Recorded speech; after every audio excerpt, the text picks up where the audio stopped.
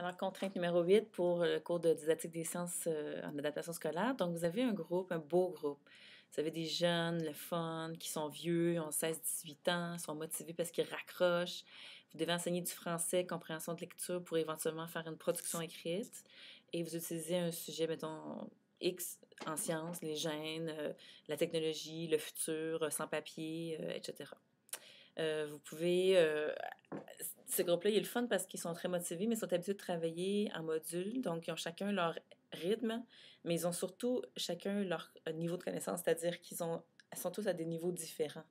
Ils ne suivent pas les 5. Tu sais. Donc, ce qui veut dire, c'est que vous devez essayer de trouver une façon de trouver des textes qui sont motivants pour tout le monde, c'est-à-dire qui respectent la zone proximale de Vygotsky. Je ne sais pas si vous avez entendu parler de ça. Donc, la zone proximale, c'est le moment où ils ont besoin d'une médiation pour passer à l'étape d'après, au stade d'après de développement. Donc, si vous avez des jeunes qui sont encore pris avec le participe passé, ou si, mettons, c'est une leçon sur le participe passé, bien, vous trouvez des textes qui ont particulièrement des participes passés dans ce sens-là.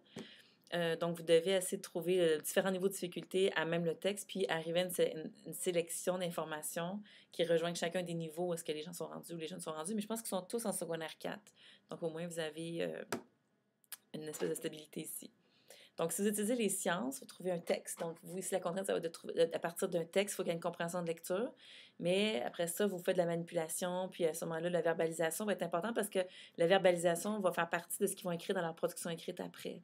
Comment on va structurer les idées, comment on va structurer qu'est-ce qui s'est passé par étapes. Donc, la méthode scientifique peut être, elle peut être un peu complémentaire, finalement, ou servir de base pour la rédaction du texte. Donc, c'est à peu près ça pour vous. C'est plus au niveau technique, au niveau didactique ici, que plus au niveau de gestion de comportement. Donc, amusez-vous.